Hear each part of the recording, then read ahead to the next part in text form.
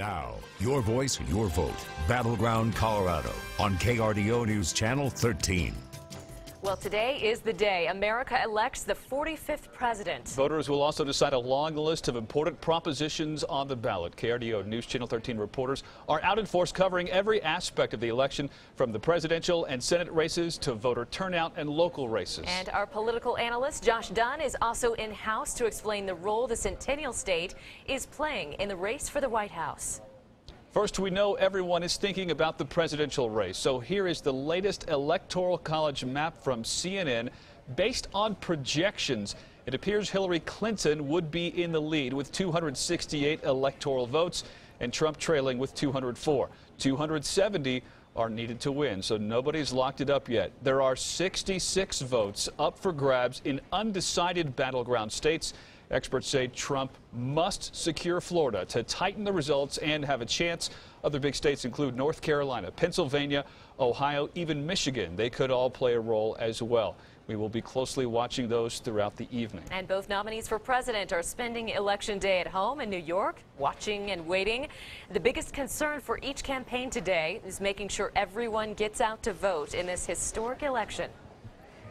Everybody's talking about the record turnout at the polls. It's amazing, but please go to the polls. We have a movement going on. They've never seen anything like it. So many people are counting on the outcome of this election, what it means for our country, and I'll do the very best I can if I'm fortunate enough to win today. Clinton says she is hoping to have the chance to stand on a stage under the largest glass ceiling in New York. Her aides say she has both a victory and concession speech written. Trump, on the other hand, has already filed a lawsuit in Nevada over an early voting polling location that allegedly allowed voters to cast ballots after the polls closed. Now, that lawsuit was dismissed today, but it's a potential indication that the Trump campaign may look for any and all ways to contest the election results if they don't wind up in his favor. If you haven't voted yet and plan to go to the El Paso County Citizen Service Center to do so, prepare for a long wait. Election workers are still dealing with a long line that formed after a statewide registration system briefly crashed. KRDO News Channel 13 Scott Harrison is live at that polling center on Garden of the Gods Road. And Scott, any progress there being made in reducing the length of that line? Well, guys, we want to update you on the situation here. Yes, the line is still long, but in the last half an hour or so, county workers have brought bottles of water for the people who have to stand in line. And some people who have come here to vote turned around the corner, saw this line, and turned around and went back to find someplace else to cast their vote. Let's step out of the way and give you a brief look. Now, people who have been coming through this line say that the wait isn't too long. That all depends on your point of view. And remember, we still have people arriving who haven't voted yet. Let's take you to video to give you a better sense of just how long this line is. Now, remember, the line here involves only people who need to register to vote or need a replacement ballot for some reason. And while this issue is being dealt with, another concern was expressed by a man who says his mail-in ballot was invalidated, then suddenly declared valid. And he's demanding answers. I still don't got no clear answers exactly what the procedure was and why my ballot is now counted without them even asking me for a picture ID and actually who rejected it. And you haven't been told yet? No. And so what I've been asking Ms. Olson is my main reason is I don't want faceless answers. Show me the person that rejected it, why they rejected it, and she just said no. Now, we asked election officials about that voter situation. We were told that the issue was the man's signature on his mail-in ballot. It just took a while to validate it. They have several different teams of people who can validate signatures. If one team thinks that it's not valid, it's just part of the stringent security system that they have here for all the ballots. Now, as we wrap up here, we want to remind you that even though this line is long, election officials promise you that as long as you're in line by 7 o'clock, the normal time that the polls close, you still will be able to cast your ballot. And that's what counts. We'll keep you updated on this situation. Reporting live at the El Paso County Citizen Service Center, Scott Harrison, KRDO News Channel 13. Yeah, and we saw that last election cycle in 2012. If you're not in line by 7 o'clock, they will turn you away. Colorado voters received their mail-in ballots weeks ago. This year is the first time state citizens get to cast their vote in an all-mail-in presidential election.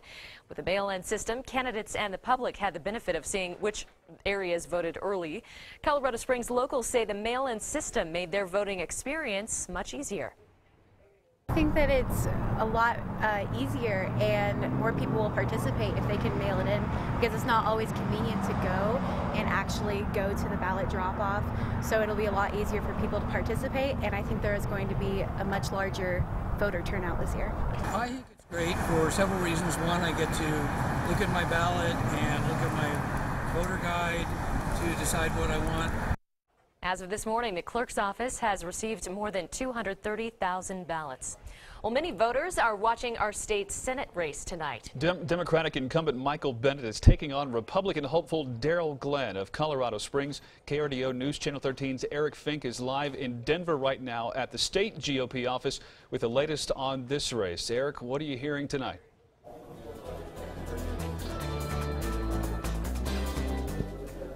Well, Bart, the polls have tightened a bit in this race, but they still point to Bennett's re-election. Bennet has led every step of the way in this race. At one point, just several weeks ago, before the FBI decided to review Hillary Clinton's email practices, his lead was all but double digits. But as Donald Trump has made gains in Colorado, so has Darrell Glenn, cutting into that lead. Bennet eyes a second full term on Capitol Hill. He says the El Paso County Commissioner is too right-wing, too extreme for battleground Colorado, while Glenn alleges Bennet is making his liberal agenda appear bipartisan. This is the best place on the planet to live, and we ought to have a politics where we can learn something, which is how to have disagreements, which we should assume we're going to have. How to have disagreements in a way that's actually constructive to our country, constructive to the next generation of Americans. That's what I want to see. When you're voting in lockstep with the administration 97% of the time, and we have all these policies that are having a devastating impact on our families, how is that bipartisan? He is clearly pushing a Washington insider agenda, and we need to call him on that. That's why he's going to lose this election. Now, I talked with Robert Blaha a few moments ago, the Colorado campaign chairman for Donald Trump. He says they're feeling very good. They're excited about long lines in that swing Jefferson County in the Denver suburbs. He's also very confident that the Republicans have caught and now surpassed the Democrats in early vote returns. As for Darrell Glenn, he is not here at the Doubletree Tech Center tonight, choosing instead to be in the Springs at the summit for a smaller election night gathering. The polls close at 7 o'clock, and results should start coming in about 7:30. We'll, of course, keep you updated from Denver all night long. Live tonight from the Doubletree Tech Center, Eric Fink, KRDO News Channel 13. All right, Eric, thanks. Keep us posted. We are also live right now in Denver at the state's Democratic headquarters, where Senator Michael Bennet is waiting. KRDO News Channel 13's Emily Allen is standing by there. She will bring us the latest from his campaign coming up on KRDO News Channel 13 at 6. She will also have continuing coverage there throughout the evening. And people are also voting on who should represent the 3rd Congressional District here in Colorado. Our two major nominees in that race, Republican incumbent Scott Tipton and Democratic hopeful Gail Schwartz. Tipton has been in the role since he was elected in 2010. The 3rd Congressional District spans a very large swath of southern Colorado, including Pueblo, Gunnison, and Grand Junction. Another important race in southern Colorado, the 5th congressional race. Republican incumbent Doug Lamborn is being challenged by Democratic hopeful Misty Plowright and Libertarian hopeful Mike McRedmond. Lamborn was first elected in 2006. The representative of the 5th Congressional District will work for El Paso, Teller, and Fremont counties, to name a few. One of the biggest issues on the ballot in Pueblo County is whether to ban retail marijuana. The divisive measure pits recreational business owners, growers, and supporters against those who say legalizing pot brought a whole host of social ills to that county. KRDO News Channel 13's Katie Spencer is following this issue. She has followed it from the beginning. She joins us live tonight from the Pueblo County Courthouse. Katie, this measure is bringing a lot of people out to the polls in Pueblo County. Yeah. Bart, aside from people voting for the presidential race, Proposition 200 is drawing many people out here to make sure their voice is heard. Proposition 200 is asking Pueblo County voters if they want to get rid of recreational marijuana stores and commercial grows in the county. Proposition 300 is asking city voters if they want to ban recreational stores within city limits. The fight over the question started when the anti-marijuana group Citizens for a Healthy Pueblo collected thousands of signatures to put on the ballot, and today they are voting and voicing their opinions on the marijuana question. Get rid of it on both of them. It's a burden on our taxpayer. I am for the recreational use of marijuana. I don't smoke it all myself, but like I said, I've seen it directly help many people.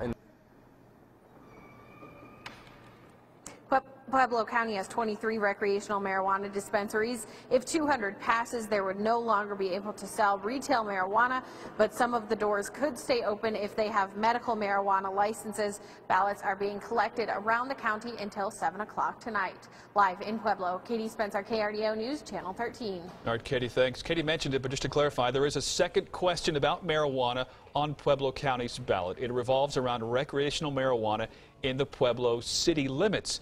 A yes vote on Proposition 300 would ban any more marijuana shops from opening.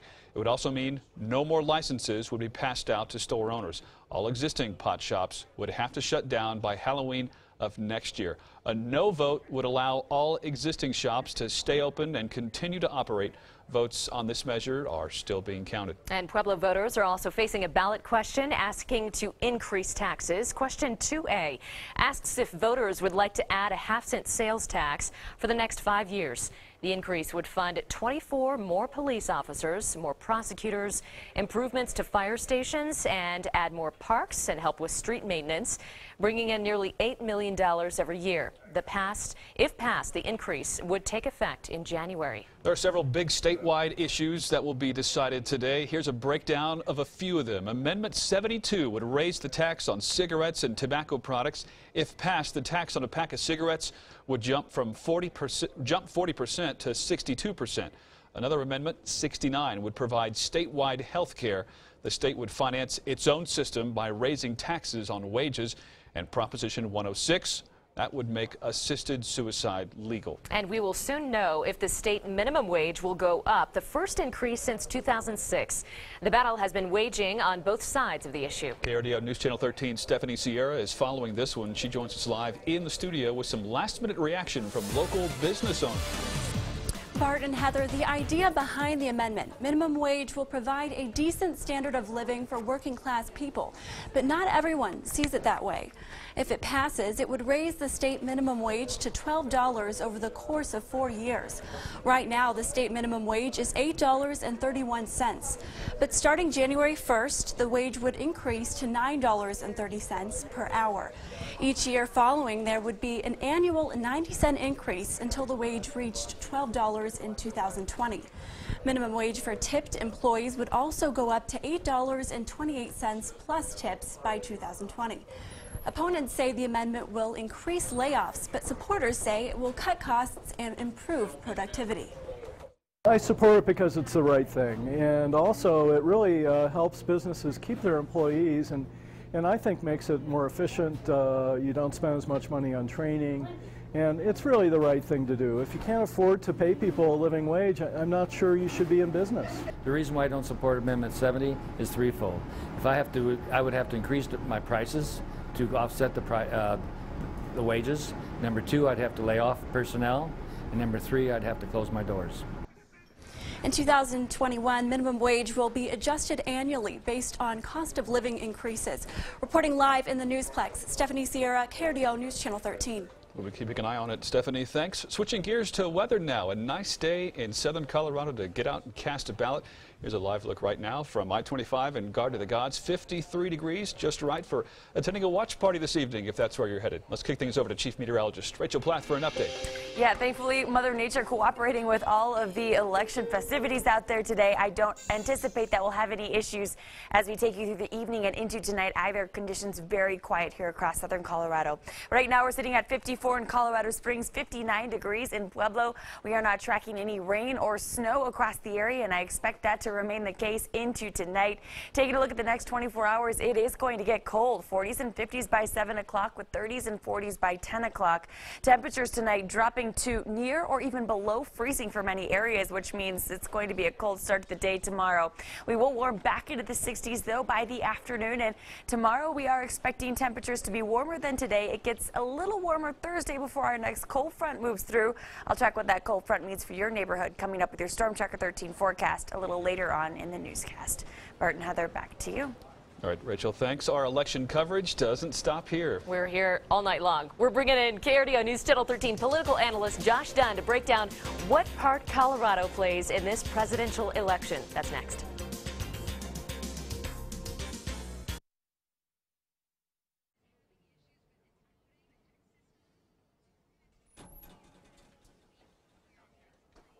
In a second.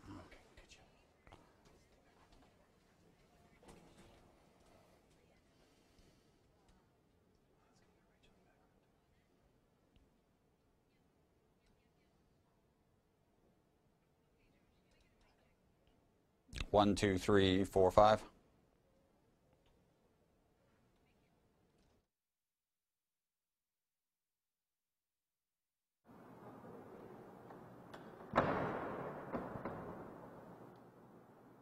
Yeah, mic check. 1, 2, 3, 4, 5, 6, 7, 8, 9, 10. Mic check.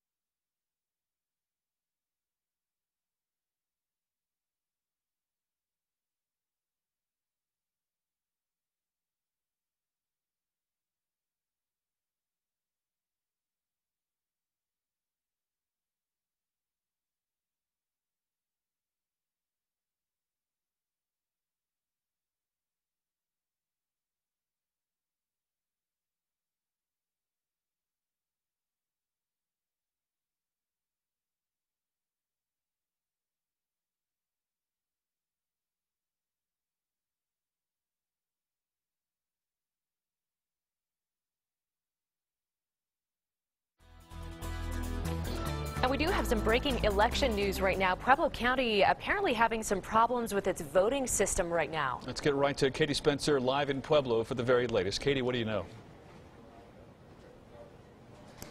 Yeah, Bart, I just actually got off the phone with the county clerk here, Bo Ortiz, and he said that earlier in the day, the election server here in Pueblo ended up crashing, and they actually spoke with the Colorado Attorney General to get a new system in place. They are installing that as we speak, but he told me that they may or may not be able to count every vote tonight. They will still close the voting places at 7 o'clock, and they will continue to tabulate votes at 7, but they are unsure whether they will be able to count everything tonight. He said they're going to work their hardest to be able to do that, but he's unsure of when every ballot will be able to be counted. And I know this isn't the only election fault we've seen during the day, but once again, this is different from what we've seen in the rest of the state. Pueblo County has a little bit of an issue with their system, but they are working to get it fixed as well. We will continue to keep you updated once we know more information. Reporting live in Pueblo, Katie Spencer, KRDO News, Channel 13. All right, Katie, thanks so much. We also have some news just coming in this evening that Democrats in the state are trying to get the polls to stay open for another 25 minutes due to that outage, I guess, that happened earlier this afternoon. They were down for about half an hour earlier today. The Secretary of State's office confirmed that. Democrats say they ought to be open as a result about a half hour later. They're actually involved in a court hearing as we speak. We'll pass along the results of that decision as soon as we learn it. But as of right now, voters still here have about an hour and 40 minutes to get those ballots in. We want to bring in KRDO News Channel 13's political analyst Josh Dunn to talk about Colorado's part in this election. And thanks so much for joining us this evening and giving the election night to spend here with us. Right out of the chute, we want to ask you, what are some of the most important counties as far as Colorado swings, either red or blue? We spoke to you a bit about this yesterday, about El Paso County being a bellwether county in terms of which way our state swings. If you could explain that a little bit more tonight. Well, certainly. El Paso County is a heavily Republican county, and if you are running a statewide race as a Republican here, you have to run up the score in El Paso County if you want to have a chance to win a statewide election. So, of course, for Donald Trump, he needs to win by very large margins in El Paso County. Typically, you need to get well above 60%, approaching 65% of the vote here in El Paso County if you want to win. Statewide. Of course, there are the suburban counties surrounding Denver, Jefferson County, and others. Those are, of course, swing counties as well. But the strategy for Republicans typically has been break even in those counties and run up the score here in El Paso County. Josh, we talked to Robbie Mook yesterday, the head of Hillary's national campaign, about what role, if any, Colorado will play in the nationwide scene in the race for the White House. Do you see Colorado playing a pivotal role, or are we going to be more of an afterthought when it comes to the Electoral College votes? Well, of course, it depends on what happens back in the states back east. But if Donald Trump wins Florida, if he wins North Carolina, and if he wins New Hampshire, then I think all eyes are going to be focused on Colorado, because Colorado could end up being the decisive state. Nevada might be in play as well. So those are the two states, Colorado and Nevada, assuming that Donald Trump wins those other states, and there's no guarantee that he will. But if he does, then people will start looking to Colorado. Okay, so easy but big question. What are you expecting to happen tonight? Well, I mean, you'd rather be Hillary Clinton at this point than Donald Trump, but there's some volatility with the polls. I think there's some things that we haven't, that the polls aren't actually picking up. So unexpected things could happen. This race has been very peculiar, so it wouldn't be surprising if the polls weren't entirely accurate. Josh, we appreciate your time. We'll continue to check in with you throughout the evening as the results start to come in. We'll be right back.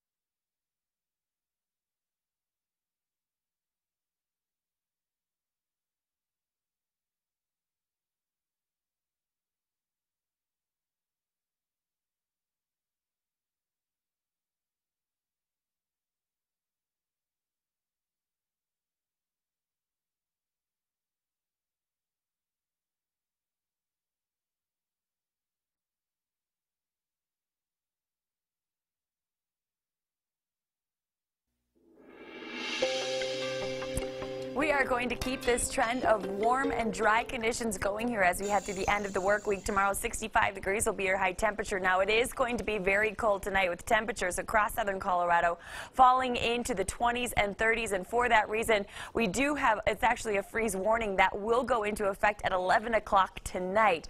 So if you have any plants outside that are still alive and you want to keep them alive, either wrap them up or bring them inside. 65 degrees tomorrow, though, doesn't sound too bad. 64 on Thursday. Thursday, a cold front moves through. That'll drop temperatures into the 50s by Friday. 60s are expected over the weekend with not a chance for rain or snow in the forecast. In Pueblo, 69 degrees tomorrow, 70 then on Thursday. Our cold front moves through. 63 is what we're left with on Friday, which is still pretty warm for this time of year. 67 on Saturday, 69 Sunday with 70s then Tuesday, Wednesday. Canyon City, 68 degrees tomorrow, 69 on Thursday. We'll keep the 60s in place through the weekend. We're keeping it dry into next week. And in Delaware County, not a chance for rain or snow in the forecast there either. 50s expected to return Thursday, Friday through the weekend and into early next week. Obviously, a lot of election coverage going on tonight. If you do want more on your forecast, head over to KRDO.com. We appreciate you shortening it up for us. We get in all of our election coverage. This is not my first tonight. election. She's a pro, not her first rodeo. That's Good team sure. player, Rachel. We appreciate Hey, it. we have some more numbers for you. Here's a quick look at how stocks ended for the day. We'll be right back.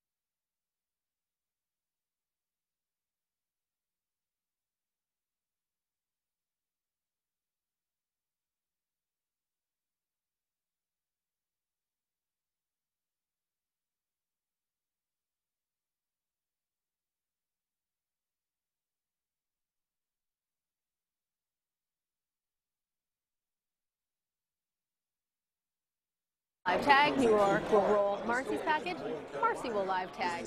You don't have to do anything, just take us, we'll make it all easy for you. I will also have the projections from the 7:30 close.